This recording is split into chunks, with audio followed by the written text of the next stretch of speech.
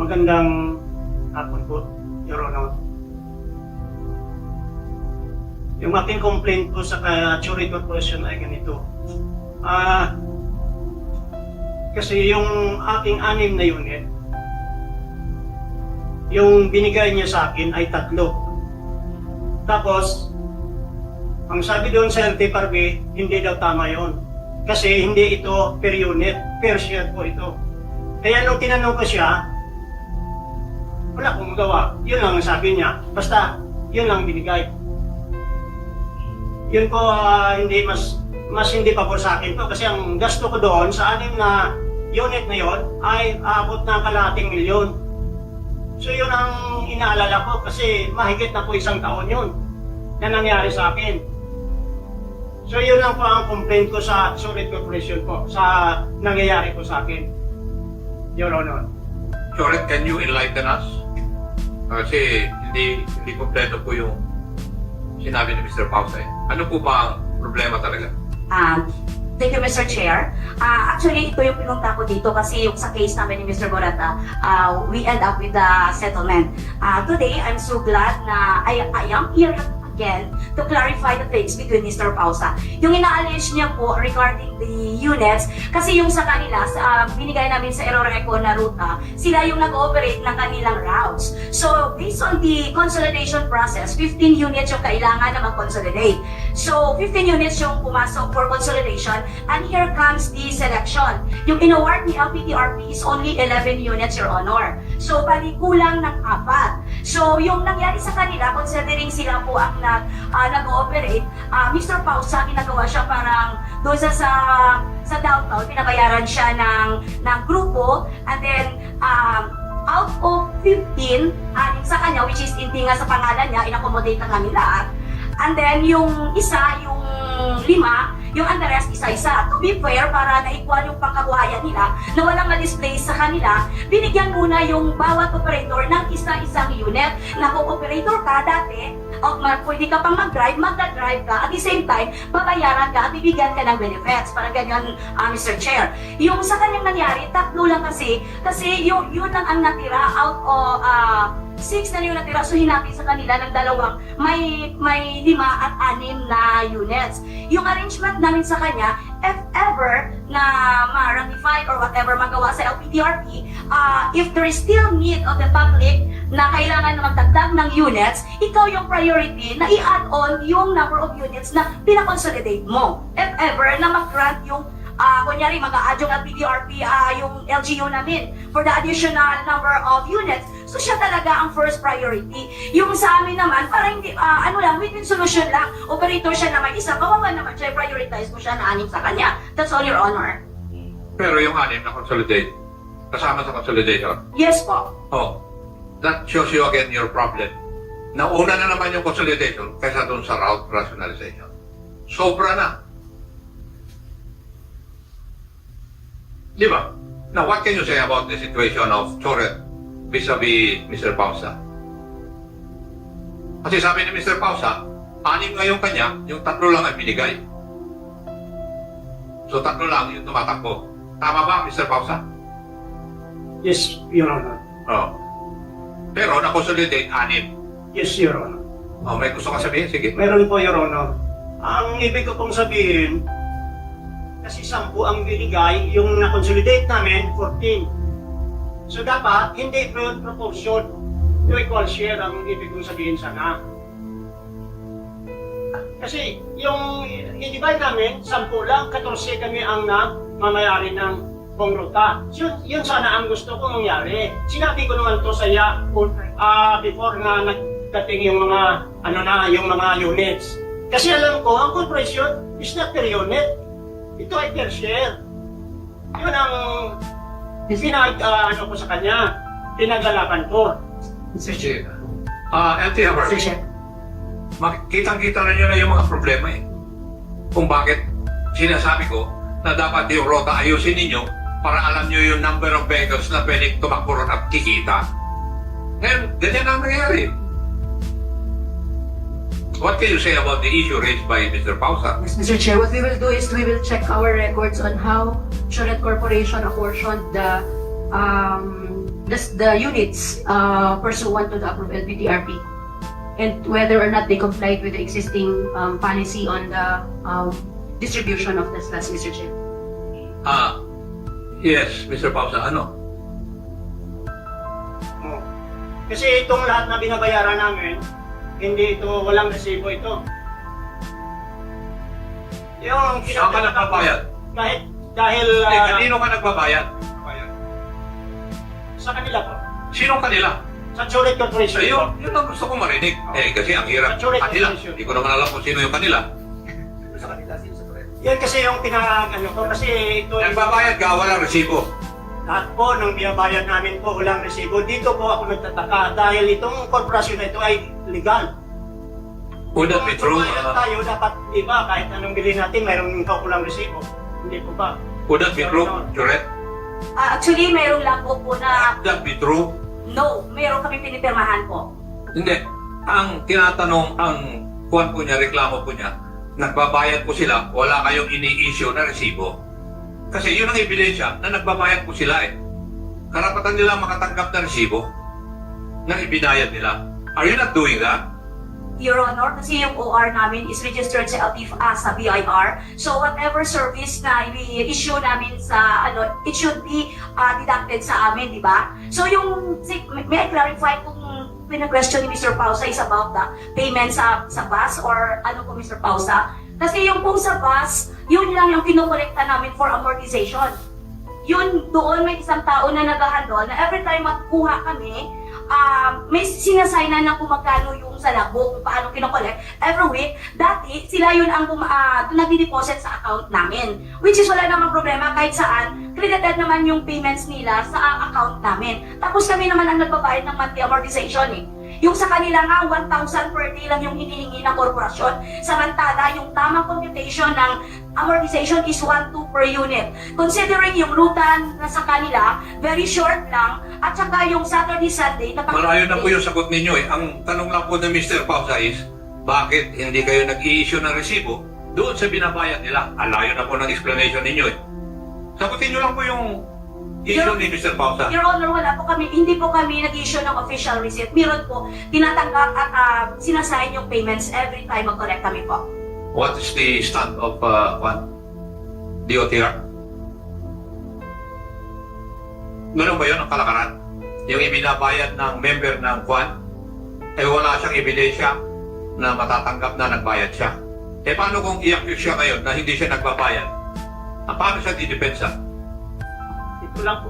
Mr. Chair, this opinion is not as LTFRB, Mr. Chair, because the LTFRB does not have jurisdiction over that particular aspect. But under the law, Mr. Chair, anyone who receives money in exchange Yes. for should issue the receipt. Kasi tingnan mo, halimbawa, ako nagbigay ng pera sa iyo na kailangan ibigay ko officially. Tapos ngayon, i-deny mo na hindi ko ibinigay. Ano ebidensya ko na nagbigay ako? Lugi ako eh. It's not being fair. May logic yung katanungan ni Mr. Pausa eh. I do not know why you cannot issue a simple acknowledgement that you received this amount from your stockholder or shareholder. Mr. Chair, meron po logbook kami. Yun lang po. Nang dinalaga yung total Narinig ko amount. na yung sagot mo na may logbook eh. Yung logbook pwede mong walain eh. Sabihin mo si Mr. Pausa hindi nagbabayad eh. Ano ebidensya na nagbabayad siya?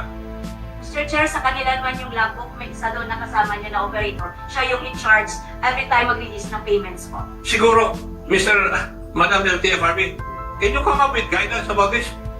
Kasi dapat mag-issue man sila ng acknowledgement na nagbayad yung tao.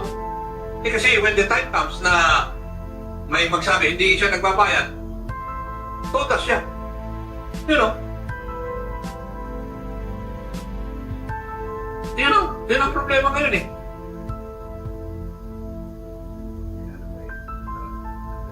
Ano, Mr. Pausa? Meron pa rin kaming ibinaya doon sa LTFRB, wala rin resibo. Sabi niya, ito dropping and substitution daw. Bumayad kami ng 11,000 per unit, Your Honor. Mr. Chair, Yes. kanino po kaya naibayad, Mr. Chair, sa LTFRB? Mr. Pausa, saan po kayo nagbayad? Sa kay Sulit Corporation po.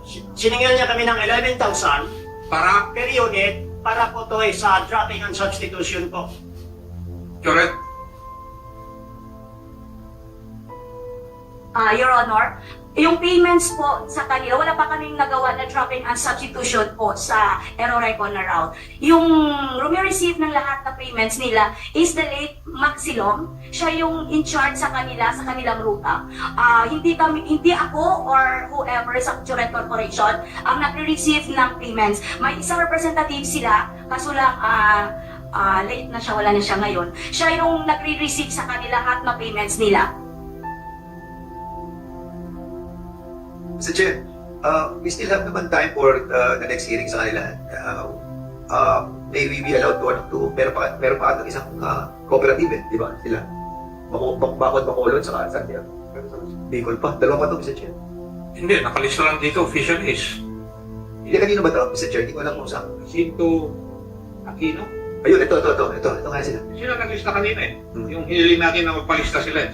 Yeah. At saka, Yani Terraret. Dito nakalista yung priority naman eh. Yeah. So, Sa ngayon lang. we still have like two, Mr. Chair. So, can we defer the, sa kanila? Baka makapag-usap na sila afterwards. Mr. Chair. Why are you raising your hand? Sir, for clarification lang sir, no? Yung drafting ang substitution na sinasabi din ni Sir Pausan, nagbigaya po sa Suret Corporation ng 193,000 na. Kasi 44 units yung sa amin, sabi niya sa amin, nagbabayad kami ng drafting and substitution for 11,000 per unit. Di ba binayad mo, may resibo ka? May pirma siya, sir. May pirma sila? Yes, sir. Sino ang may pirma? Si Suret, sir. Hindi, sino? Si Suret Corporation yun eh. Si Secretary. Oo. Para sa napili na, sir. Oh. Kung na-receive ko po, Your Honor, i-acknowledge ko yan. Sa punta tayo kasi yung saang yung kay Mr. Hindi, Pausan na-receive mo sa ba? Aeroreco. Na-receive mo ba? I'm not so sure kasi yung pagbigay nila ng pera is covered sagutin ko. mo muna. Ang dami mong explanation. Di ka naman abogado eh. Ang alam ko na maraming sinasabi yung abogado eh. Di ba, ang tanong ko lang, totoo ba na tinanggap mo yung bayad ni Mr. Burata? May natanggap ako sa kanila Yes po, or Your no? Honor. Yes po. Kasi pinapahaba pa ninyo eh. No. Para saan yun? Para pagdating ng ng bagong sasakyan po na itatransfer na from... Eh bakit yung sinisigil sila eh? Wala pa. Hindi, dumating na po kasi i-release na yung franchise at yung union sa Medina for sa pagpasada po. OTC, could you look into this and submit a report to us at the next hearing? Yes, yes, Your Honor. We will do that. Pangalawa, Please. beses na itong current dito, napakarami ng problema eh. Papa. Kaya, totoo yung sinabi ko sa CDA. Maghanda-handa na kayo dahil marami pang darating na problema dyan. I'll assign Attorney Ubero who's very knowledgeable sa pag-process. Yes. Alam po ninyo, kung minsan yung kailangan mag-resibo at hindi kayo nagre-resibo, ang pumapasok sa aking isipan, meron kayong iniiwasan eh. O, sa totoo lang, Iha, sa tagal ko sa gobyerno, Saka, Mr. Chair, if I may, 28 years na kayo, di ba?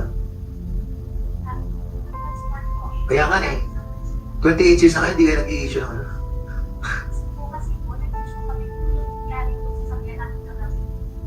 Wala kang mic, kapatid. Anyway, Mr. Chair, alam na naman natin yung issue dyan.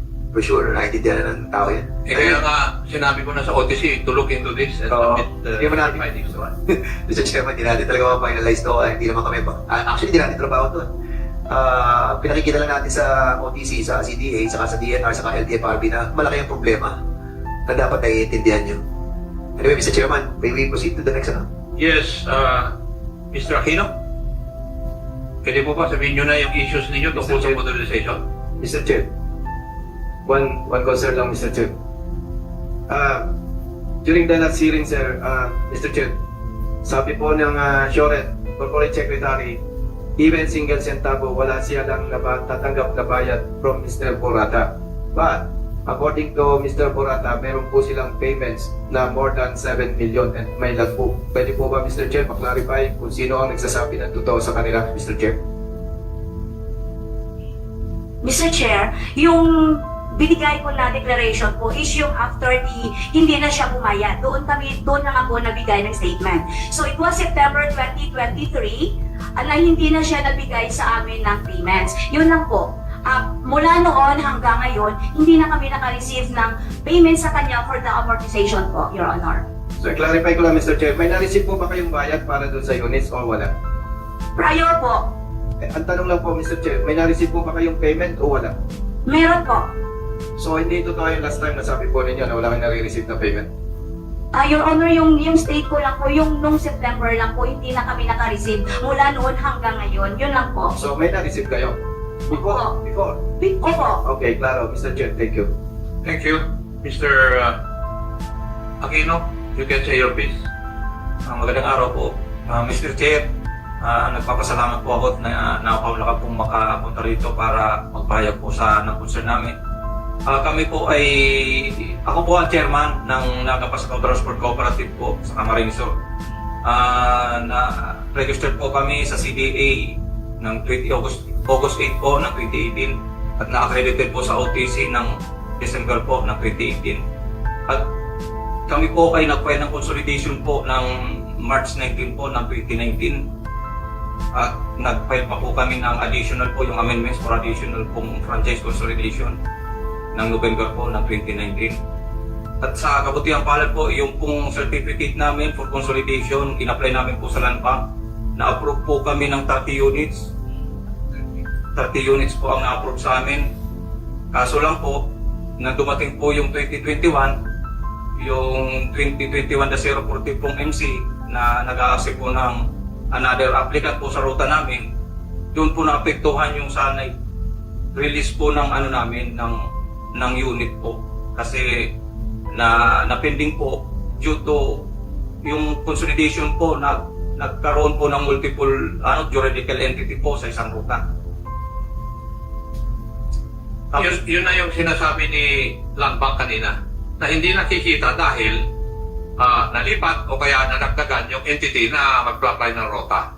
Yun na. Ganun po. Opo. Ganun na nangyari sa inyo. Opo. Problema ng LTFRB at saka OTC yan. Kasi babalik ulit tayo sa route rationalization. Yung bang rota nila approved or provisional?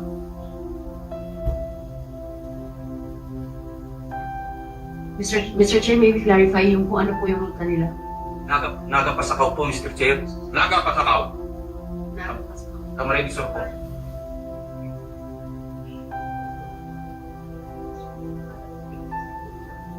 Ang claim nila, attorney, ang claim nila, kinonsolidate nyo sila. 2019 approved. Opo.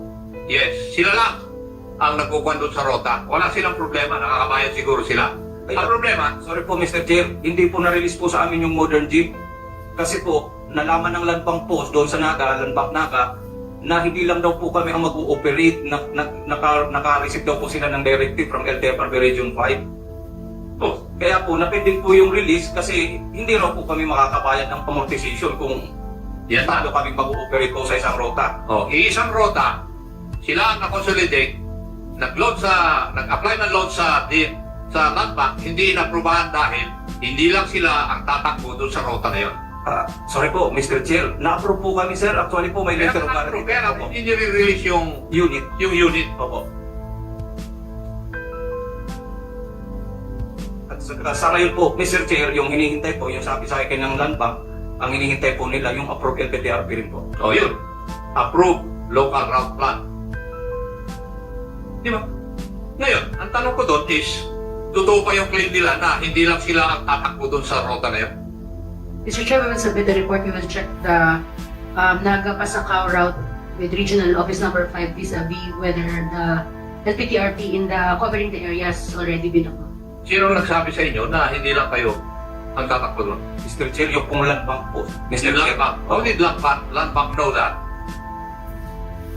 Mr. Chair, malamang po nagtanong kami sa LTFRB Region 5. Region 5. Okay. Sige. So, antayin natin yung report ng LTFRB. Thank you very much po, Mr. Chair. Kanina po kasi, Mr. Chair, may dagdag ko lang po. Base po sa yung with due respect po sa mga taga-LTFRB po, yung sinabi nila na after daw ng LPTRP na approve, ay bibigyan na lang po kami ng 27 months para po magpalit. Yun po ang wino-worry namin na baka hindi naman ma-avail yung 30 units na approve tapos makasama rin po kami sa phase out. Kasi kung hindi po namin makukuha po yung na-approve na yun, posible po na kasi yung po ang sabi nila na 27 months, kailangan makapagpalit na po kami ng modern jeep. Ang inilalaban lang po namin, Mr. Chair, yung hanap buhay po namin, wala pong iba. Alam ko po yun. Land Bank. Bakit hinahanap yung LTRP? Samantalang pwede naman magbigay yung LTRP ng provisional one. Ba't yun nire-require sa kanila? Sapagkat tulad nga po na nabanggit kanina sa LPDRP po, malalaman natin kung ilan talaga ang dapat pumasada sa isang rota. Ngayon, kung nabalitaan po namin na maraming papasada sa isang rota, dito po maapektuhan yung binanggit ko kanina viability. So, LTFRB, dapat na hindi kayo mag-issue ng provisional receipt para makalog. Provisional authority. Dapat ang pwede lang yung na-approve na route plan. Di ba? Kasi nangyayari na yung problema eh. Kitang-kita na ninyo, hindi ma-approvean yung loan na isang grupo.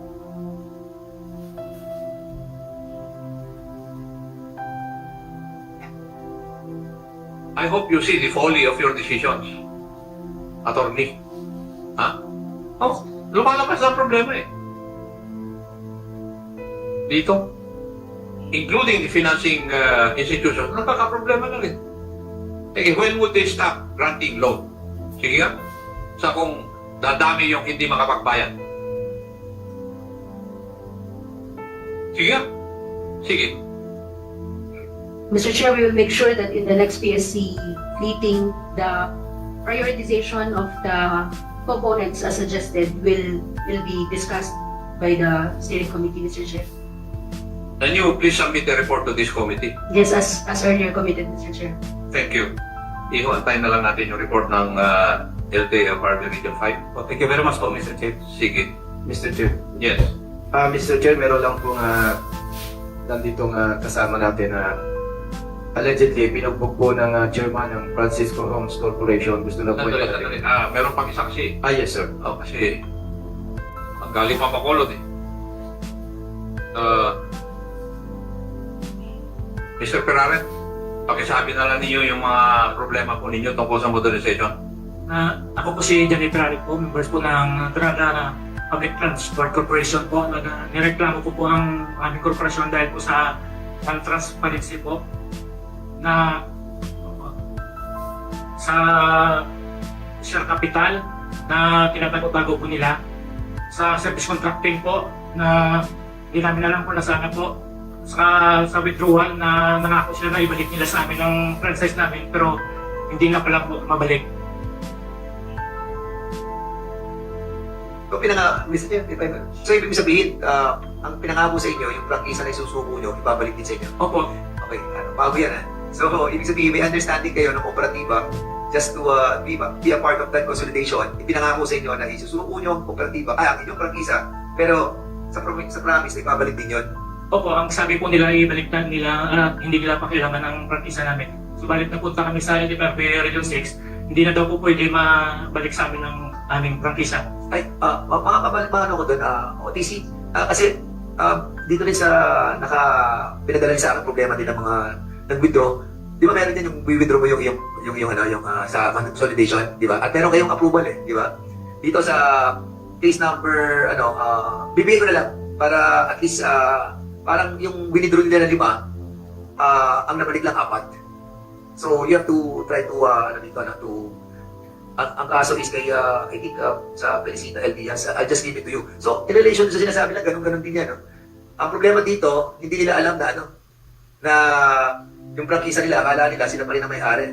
Sinurrender nila, tapos ngayon, hindi na pala nila withdraw. Pero meron naman tayong policy na pwede nila withdraw, di ba?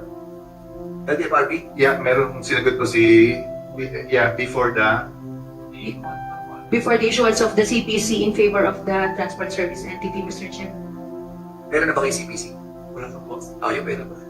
Nang bali, na-release na po kami ng units, 26 kami na-consolidate, 21 kami lalabas dahil po sa patakaran nila, ang may ari ngayon ng korporasyon po, ang mga hindi po consolidated na franchise. Parang wala po silang ano. Parang, Mr. Chair, no, nakakalito na talaga, parang, I don't think LTFRB main can answer the issue. Kasi wala rin yung RD na Region 6 dito eh. So, in the next hearing, sabi doon sa Region 6 na nandito siya. And can you appraise him of the issues raised by the different cooperative members doon sa kanyang region? Kasi hindi naman kayo pwedeng sumagot for and behalf of the RD. Yes, Mr. Chair. Yes. sige, Mr. Chair. So, Tanungin ko lang, Mr. Chair, kung galing pa ba kayo ng Bacolod? So, pumunta lang kayo dito because you want to address your problem. Opo. Dahil matagal na po namin itong complaint po sa LTFRB, parang wala pong action po, pinapabalik-balik lang kami doon.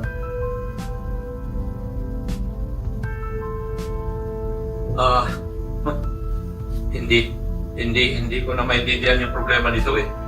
Ay kasi dapat na kayo nag-i-implement. Hindi na dapat kayo problema namin eh. Yung mga tao nyo kasama na rin sa problema eh. Di ba? RD Region 6, you could just imagine a guy from Bacolod to come here and present his problem. Samantalang yung RD ninyo hindi makapunta sa lugar nila para tingnan yung problema. I cannot understand that. Kayo ang may pondo ng gobyerno, sila ang walang pondo ng gobyerno. Di ba? I do not know why you cannot bring government services closer to the people. Palagi ninyong sinasabi na dapat dalhin nyo yung serbisyo ng gobyerno nearer the people. Pero hindi naman yung ginagawa. I don't see any reason why a guy from Bacolod would come here, spend money, para lang i-presenta yung problema na niya na yun. And yet your RD is not present here. Sa susunod, pag hindi dumating yung RD, I'll move to cite him in contempt. Nakapagkulong na kami ng general, yung RD pa. Pinakulong ni Honorable Fernandez yung general eh. Siguro yung RD ang para sa akin. Mr. Chair, may lang po. If you wala ko para may iba. In relation, Mr. Chairman, dahil ito, RD Region 6 din to. Region 6 din to, i-refer ko na lang sa, kasi, gumawa na sila ng way para ma-hear din sila ng Philippine Competition Commission. Naka-address ko sa inyo, Jar ba yun, Jar? Can you kindly accept this, Kasi yung complaint nila dun sa consolidation, they will be forwarding this to your office for your consideration. Yes, sir. So, sir, gusto ba nila i-verify, sir? I can get an advance copy, sir. Ito, bibigay ko na lang yung kay President ng Transport sa Panay United Region 6, Paki-directa mo doon. Tapos at the same time, kung isa naman sa Apo DTC, si Maria SD Post, nasa na to di ba? Comset, sa CDA sa ODC na lang siguro. Paki-check nyo na. Meron na? Di ba kaso to asan asan yung si Maria? Can you kindly direct that problem to them already, Para at least napabukasan kami ng load. Medyo hindi na natin matatakan talaga lahat Ang daming nagsusulputan, Mr. Chair. And kung gusto nyo i-tackle natin, abutin tayo ng alas 10 dito. Palagay ko, i-directa na lang yung ibang problema, Mr. Chair. Sanay naman tayo na 10 oras eh. Yes, Mr. Ferraren. Mr. Chair, nag-iingi po sana kami ng na mag-review po kami ng president namin para makabiyahe po kami. Pinangako naman ng corporation sa amin na ibalik nila sa amin ang franchise namin. Sa ngayon, wala na po kami franchise. Ang hanap buhay namin, wala na. Pero may sasakyan kayo. May sasakyan po. Pero expired na po ang dahil ang korporasyon, hindi na po kami rin ng korporasyon dahil nag-out na daw po kami sa nila. Nangako sila na ibalik daw ang prangkisa namin po. Hindi na Nasaan yung sasakyan ninyo? Nasa inyo? Sa bahay po. Oh. Expired na po ang... Expired yung prangkisa ninyo? Po. Oh, pwede namang i-restore yung inyong tumakbo kayo eh. Nakauliin po. Pulurong po Di ba kasi, can you not renew the franchise up to April 30? Yung PA po, Mr. Chair. Ha? Yung PA po niya. Meron kang provisional authority? 2021 pa po. Dahil pa-consolidate na pong prangkisa. Kinuha lahat? Opo, kinuha na po lahat. Ngayon, ikaw ay umalis. Umalis po kami dahil ang kita po ang lahat po ng mga parang wala kang karapatan, magkano po kami. Out na lang po kayo kung gusto nyo mag-out na lang po. Kung gusto nyo mag-out na lang kayo. binibigyan po kami ng waiver na mag-withdraw po kami pero hindi dinadaan sa abogado. Mr. Chair, katulad po ng nabanggit natin kanina, pwede pa po silang mag-withdraw basta wala pa po yung decision or CPC in the name ng corporation or cooperative. Yes, but they surrendered their franchise. They have their vehicles with them. They cannot buy the trade simply because expired yung kanilang frankisa. Kukunin na lang po namin, Mr. Chair, yung detalye mamaya para mas matulungan namin sila ng appropriately. No, narinig mo? Yeah. Meron ka ba? Salamat po. Meron ka ba? Okay lang po. Salamat po. Okay.